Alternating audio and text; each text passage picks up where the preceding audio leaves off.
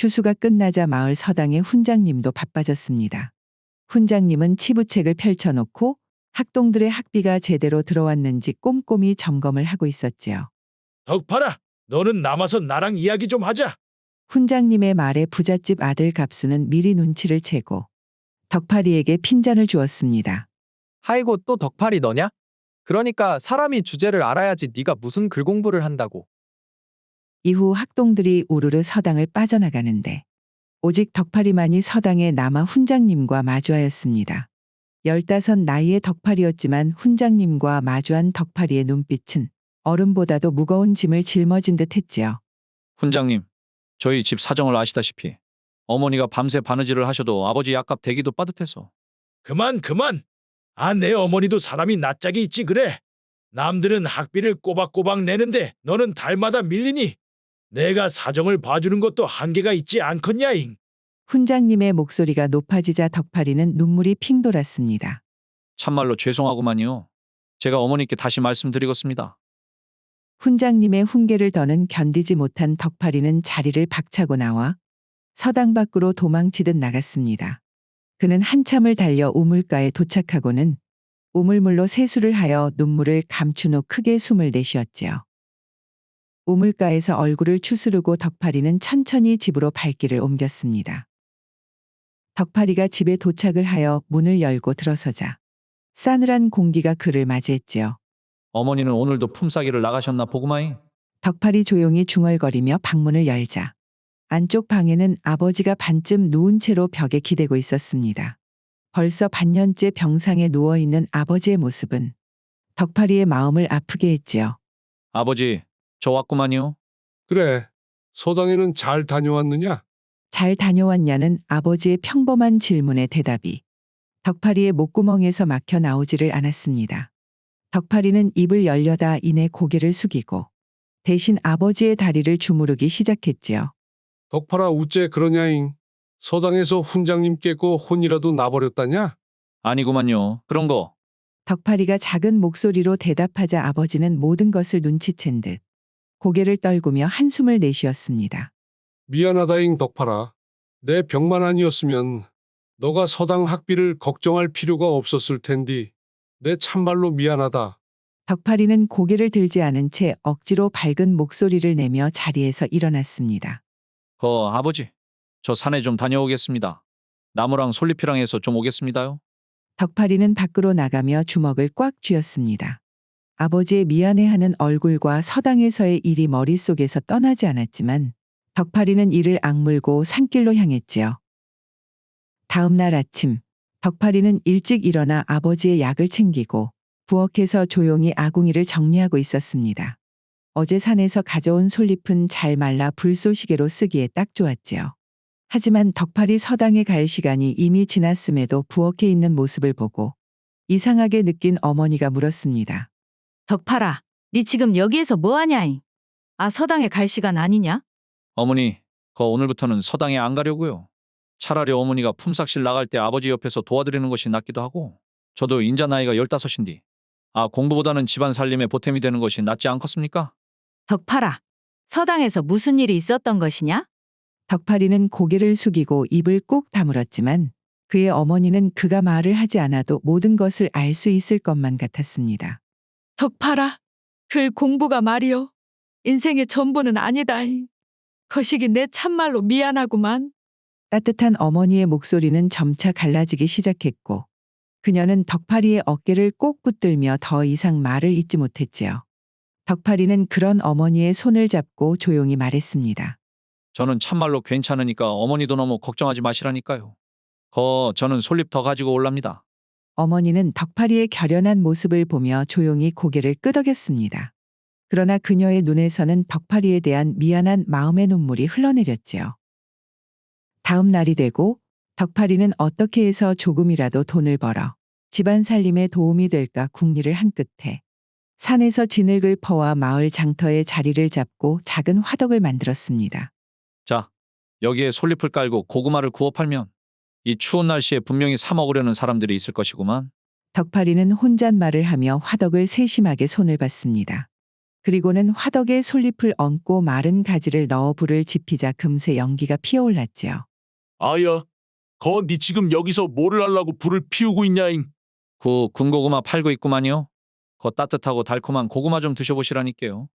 덕파리가 불을 피우자 호기심에 이끌린 장군이 화덕 안에서 익어가는 고구마를 힐끗 보더니 미소를 지었습니다. 고구마 얼마냐잉? 한 양이면 2개 드립니다요. 아따 그놈 말은 번드르르하게 잘하는디. 고구마도 어디 그것만큼 맛이 잘 들었나 보자. 고구마 2개 줘봐라잉. 덕파리는 장군의 손에 고구마를 2개 올려주며 작게 감사하다 말을 했습니다. 그렇게 첫 손님을 받으며 긴장되었던 덕파리의 마음은 조금씩 풀려나가기 시작했고 고구마를 구울수록 솔잎향이 장터 곳곳으로 퍼져나가 지나가던 사람들 하나둘씩 덕파리를 둘러싸기 시작했지요. 아니, 이게 무슨 냄새요? 겁나게 달달하구만. 거 고구마 좀 사가지고 우리 집에 있는 새끼들 챙겨줘야 쓰겄구마잉. 고구마 얼마나 한가잉? 사람들이 몰려들자 덕파리는 서툴지만 자신감 있는 목소리로 손님들을 맞이했습니다. 고구마 한 양에 2개입니다요. 뜨끈뜨끈하니까 한번 드셔보셔요. 처음에는 긴장되었던 덕파리의 손놀림도 차츰 익숙해져 갔고 손님들이 건네는 동과 웃음 덕에 덕파리의 마음은 추운 날씨에도 따뜻하게 느껴졌습니다. 그렇게 시간은 일주일이 지나고 덕파리는 그날도 화덕 앞에서 군고구마를 굽고 있었는데요. 한창 바쁘게 움직이던 덕파리는 한쪽에서 자신을 바라보는 낯익은 얼굴을 보고 손을 멈췄습니다. 그 얼굴의 주인공은 바로 서당에서 함께 공부하던 부잣집 아들 갑수였지요. 아이고 덕팔아. 서당에 나오지 않고 뭐하나 했더만. 여태 여기서 군고구마를 팔고 앉아 있었구마잉. 덕파리는 갑수의 갑작스러운 말에 아무 대꾸도 하지 못하고 그저 고개를 숙였습니다. 갑수의 시선과 말투 하나하나 모든 것이 자신을 비웃고 있다는 것이 느껴졌지요. 그래 사람은 주제에 맞게 살아야지. 가난한 네가 글 공부는 무슨 놈의 글 공부냐. 봐라 덕팔아. 너는 이런 군고구마 장수가 훨씬 어울린다야잉. 안 되는 느그 집 사정에 서당에 나와서 괜히 글 공부한다고 애쓰지 말고 여기서 고구마나 많이 팔아라잉. 갑수는 덕파리를 한껏 비웃으며 장터를 떠났습니다. 그의 뒷모습이 멀어질수록 덕파리의 손은 점점 더 떨려왔지요. 글 공부는 내가 서당에서 훨씬 잘했는데 단지 부잣집에서 태어난 것이 전부인 녀석이. 속으로는 수없는 말을 외쳤지만 덕파리는 끝내 한마디도 대꾸를 하지 못한 채 그저 눈물을 보이지 않기 위해 주먹을 움켜쥐고는 꾹 참을 뿐이었습니다. 남들에게 말 못한 서러움 속에서 덕파리가 어느새 군고구마 장사를 시작한 지도 보름이 넘어갔습니다. 처음에는 이런저런 어려움이 많이 따랐지만 어느덧 서툴렀던 그의 손놀림도 시간이 지남에 따라 손님들이 늘어났기에 점점 자신감이 붙기 시작하였지요. 그때였습니다.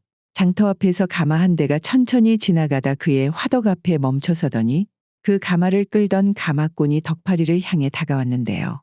아야, 거 군고구마 한 양어치만 좀 팔아봐라잉. 덕파리 익숙한 손놀림으로 군고구마 2개를 집어 건네려는 순간 가마 안에서 창문이 살짝 열렸고 덕파리의 시선은 자연스레 그쪽으로 향하게 되었지요. 가마 안에는 창백한 얼굴의 소녀가 조용히 자신을 바라보고 있었는데요. 그녀의 얼굴은 너무나 고요하고 희미한 빛을 띠었으며 동시에 너무나 연약해 보였지요. 저 여자는 도대체 어떤 팔자를 타고 태어났길래 나랑 나이는 비슷해 보이는데 자기 발로 걷지도 않고 하인들을 저렇게 부린다냐. 나는 아침마다 솔잎을 모으고 진흙을 퍼 담으면서 죽도록 고생하는 동안 저 여자는 세상 좋게 가마에 앉아서 장터 구경을 하고 있구만 그래. 덕파리는 자신과 대비되는 그녀의 모습에 왠지 창피하기도 하고 부자라는 이유로 갑수의 얼굴도 떠올라 순간 적개심에 고구마의 침이라도 뱉어버릴까 잠시 고민했지만 결국 얌전히 고구마를 가마꾼에게 건넸습니다. 매양 아씨 여기 있습니다. 고구마가 뜨겁구만요. 거 조심히 드세요. 군고구마를 받아든 소녀는 소리 없이 가마의 창문을 닫았고 가마꾼은 다시 길을 따라 걸어갔습니다. 덕파리는 자신과는 너무나도 다른 세상에 살고 있는 그 매양이라는 소녀의 모습을 보고는 여러 가지 알 수 없는 복잡한 감정에 자신도 모르게 주먹을 꽉 쥐었지요. 시간은 가마를 탄 소녀가 고구마를 사간 지도 벌써 열흘 정도 지나고 날이 더욱더 추워짐에 따라 장터의 사람들은 덕파리의 화덕 앞으로 모여들었습니다. 덕팔아, 고구마 두냥어치만 줘봐라잉. 아이고 성님 또 오셨구만요. 제가 거 성님한테는 특별히 덤으로 하나 더 넣었습니다요. 고구마를 건네받은 사내가 만족스러운 모습으로 떠나는 모습을 보며 덕파리는 잠시 고개를 돌려 장터 길목을 바라보았습니다. 참말로 이상하구만. 자꾸만 신경이 쓰이는 것이.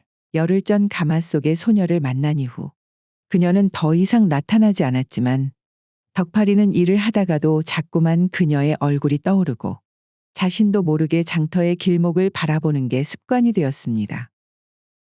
그리고 그날 오후 저 멀리서 다시 한번 가마가 나타났는데요. 가마는 지난번보다 덕파리의 화덕 쪽으로 더 가까이 멈춰섰고 가마꾼이 땀을 훔치며 덕파리에게 다가왔지요. 아야, 거 지난번처럼 고구마 한 양어치 주라야잉. 덕파리는 아무 말 없이 고구마 2개를 조심스럽게 집어들고 가마꾼에게 건네는 순간 얘, 너 이름이 뭐니? 가마 안에서 창백한 얼굴의 소녀 매향이 미소를 띤 채 자신을 바라보며 말을 걸었습니다. 저는 덕팔이라고 하구만요. 지난번에 먹었던 군고구마가 참 맛이 달더구나. 네가 만든 거 맞지? 덕파리는 갑작스러운 칭찬에 얼굴이 화끈 달아올라 고개를 숙이며 겨우 말을 했지요. 네, 감사하구만요. 덕파라, 네 고구마 덕분에 지난번에 장터에서 집에 가는 길 내내 참 따뜻했단다. 그 순간 덕파리는 가마속 소녀를 보며 이전에 자신이 적개심을 가지고 군고구마에 침을 뱉으려는 것이 떠올라서 얼굴이 뜨거워지는 것을 느끼며 한없이 부끄러워졌습니다. 저 고구마 맛있게 드셔 주셔서 감사하구만요. 매양이 덕파리에게 미소를 지으며 조용히 창문을 닫았습니다. 덕파리는 그녀가 사라진 뒤에도 한참 동안을 얼굴이 붉어진 채로 멍하니 서 있었지요. 이후 한 달의 시간이 훌쩍 지나가고 겨울이 깊어질수록 장터는 더욱 북적였습니다. 눈발이 날리고 매서운 바람이 불었지만 덕파리는 여느 때처럼 화덕 앞에 서서 고구마를 굽고 있었지요. 덕파리는 손님들에게 웃음을 지으며 고구마를 건넸지만 그의 눈은 끊임없이 장터 입구를 확인하며 벌써 한 달째 매향이 탄 가마를 기다리고 있었습니다. 벌써 매양이 아씨가 온 지도 한 달이 넘어가는구만. 이렇게 눈이 심하게 오는데 오늘도 안 오시겠지? 그때였습니다. 어이, 거 고구만 성냥어치만 한번 줘보시게. 익숙한 목소리가 들려 고개를 돌아보니 그곳에는 한 달 전 매향이와 함께 왔던 가마꾼이 서 있었습니다. 하지만 이번에는 가마가 없이 혼자였지요. 원매. 아재. 오늘은 우리 아씨는 안 왔구만. 그 대신에 이것을 너한테 전해달라고 하더라고. 가마꾼이 조그만 보자기 꾸러미를 내밀자 덕파리는 얼떨결에 그것을 받았습니다. 아재 이것이 무엇이란가요? 우리 아씨께서 직접 짠 귀마개구만. 너한테 꼭 전해주고 싶다고 그러더라고. 덕팔이 가마꾼에게 받은 보자기를 천천히 풀자 그 안에는 정성껏 짜인 귀마개가 있었습니다. 단정한 무늬와 깔끔한 뜨개질 솜씨에서 얼마나 정성을 들였는지 느낄 수가 있었지요. 우리 아씨가 네 고구마를 먹고 참 따뜻했다고 했었는데 그런 고구마를 만든 네가 추운 곳에서 고생을 하는 것을 보고는 신경이 쓰였는지 밤이 늦게까지 직접 뜨개질을 해서 짠 것 같더구나. 가마꾼의 말에 덕팔이는 귀마개를 꼭 쥐었습니다. 그의 가슴 속에서는 매향이에 대한 감사함과 부끄러움 그리고 묘한 설레임이 한꺼번에 솟구쳐 올라왔지요. 아저씨 저 이번 고구마 값은 안 받을랍니다요. 그래서야 쓰나? 내가 네 장사를 망치면 안 되지. 가마꾼은 웃으며 덕파리의 화덕을 떠났고 덕파리는 한참 동안을 멍하니 그 자리에서 귀마개를 바라보며 우두커니 서 있었습니다. 그날 밤 덕파리는 묘한 꿈을 꾸었습니다. 꿈속에서는 겨울의 차가운 공기 대신 따스한 햇살이 그의 어깨를 감싸고 있었고 그 안에서 덕파리는 멋진 사모관대를 차려입고 서 있는 것을 느꼈지요. 그리고 덕파리의 앞에는 족두리를 쓴 매향이 서 있었습니다. 덕파라. 덕파리는 손을 내밀며 조심스레 말했습니다. 매양아, 네가 나한테 귀마개를 줬을 때부터 내 우리가 이렇게 맺어질 줄 알고 있었구만. 하지만 매양이는 아무 말 없이 덕파리의 손끝만 바라보다 손을 잡지 않고 마치 바람에 밀리는 천천히 덕파리에게서 멀어지기 시작했지요. 아이고 매양아. 덕파리는 소리치며 그녀에게 필사적으로 손을 뻗었지만 매양이는 희미한 웃음을 지으며 점점 더 멀어지더니 이내 하얀 안개 속으로 사라졌습니다. 매양아.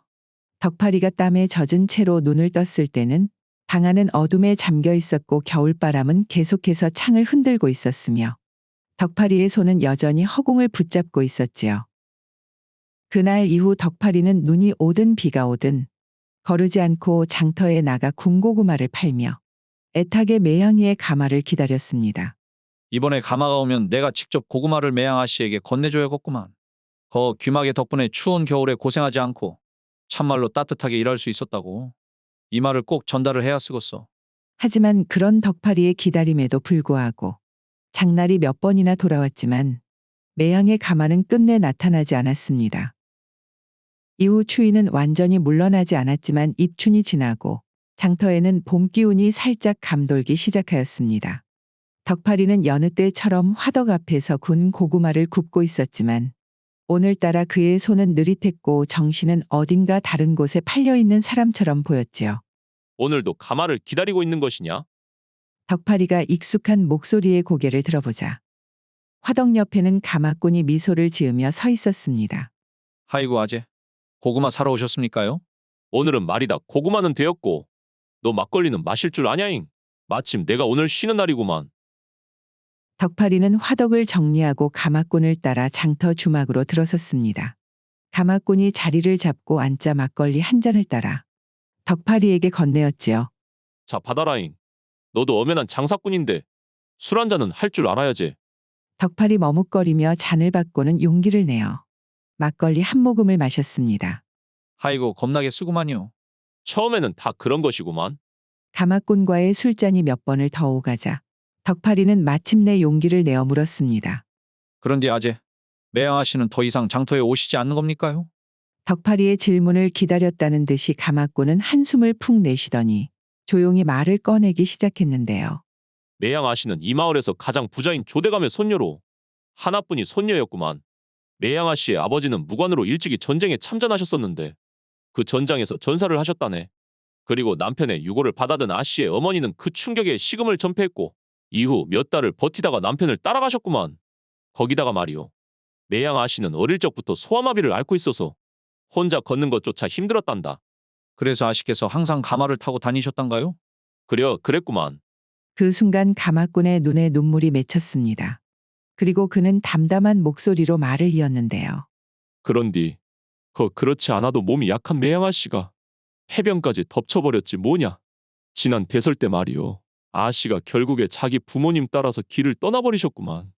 병약한 몸으로 오랫동안 버티시기는 했는데 끝내 이겨내지 못했다니께. 하이고 불쌍한 우리 아씨. 참말로. 내가 니한테 귀마개를 전해주러 왔던 날이 아씨가 마지막으로 부탁을 했던 날이었단다.